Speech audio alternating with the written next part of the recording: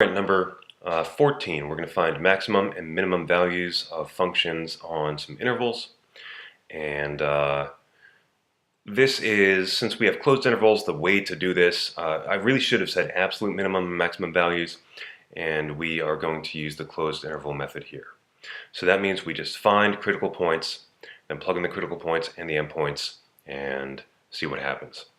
So first one is f of x equal to x to the 4 plus 3x squared plus x cubed plus x squared on the interval from -1 to 3. So we take its derivative and we see what that's equal to. F prime of x is equal to 4x cubed plus 9x squared plus 2x, and this is always defined, so the only problem is when is this equal to 0? Well, to factor this, first I can factor out an x. I get 4x squared plus 9x plus 2 equal to 0. And then from here, can we factor this expression? If you can't, you can always use the quadratic formula. But this guy does factor. There are ways of trying to factor an expression like this. I'm not going to teach you one if you don't know one right now, because whatever, it's not really relevant to the test.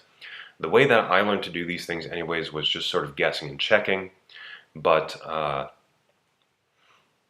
yeah, so I know I have to have something times x plus something times something plus x plus something.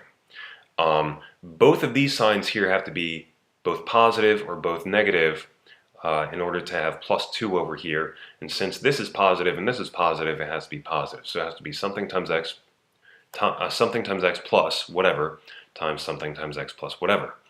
And let's see, these factors have to be 2 and 1 to get 2 over here. So then I just guess and check. Can I have 4 here and 1 here? No, I have 4 plus 2 is not equal to 9.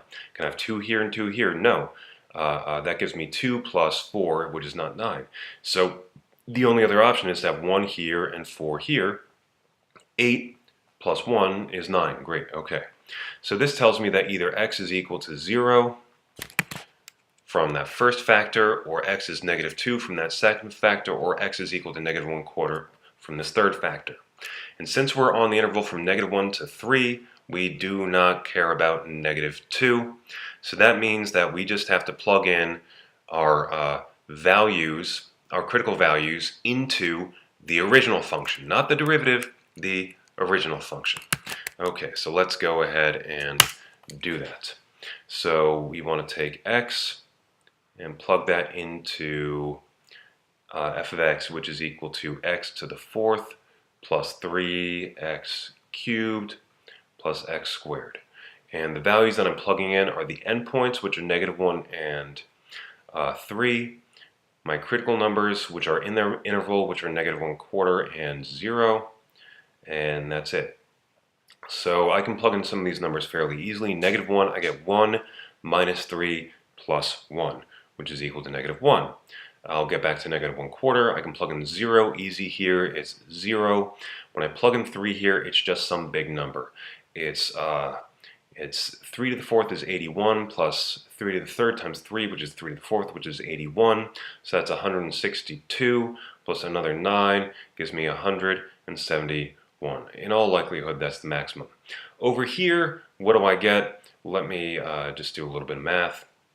So I get -1/4 raised to the 4th power plus 3 times -1/4 raised to the 3rd power plus -1/4 squared, and I get 5 over 256. So 5 over 256, and I see that no, the minimum value, it doesn't occur here, or the maximum value. The minimum is -1 occurring at -1, and the maximum is 171 occurring at 3. Fantastic. Let's do this other one. So part B, we're looking at, what is that? Part B, we are looking at g of x equal to e to the sine of x on the interval from 0 to 2 pi. So I take the derivative, and this comes from the chain rule. The inside function is sine, the outside is e to the x.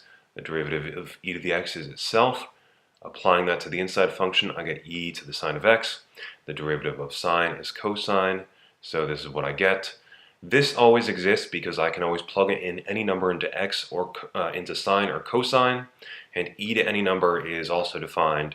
So my only question is, when is this 0? Since e to the whatever is always positive, it's never 0. So this is only equal to 0 when cosine is equal to 0, and on this interval cosine is equal to 0 when x is equal to pi over 2 or 3 pi over 2. So this means that I'm going to plug in these guys. Plug these guys and the endpoints into g of x, which is e to the sine of x. So my endpoints are 0 and 2 pi. My critical points are pi over 2 and 3 pi over 2. And I plug these in and I see what I get. So e to the sine of x, well, e to the sine of 0 is 0, so I get e to the 0, which is 1. Sine of pi over 2 is 1, so e to the sine of 1 is just e. Sine of 3 pi over 2 is negative 1, so I get e to the negative 1, which is 1 over e. And then sine of 2 pi is 0, so e to the 0 is equal to 1. Okay, so this means my maximum is e occurring at pi over 2. My minimum is 1 over e occurring at 3 pi over 2. And that's the final answer.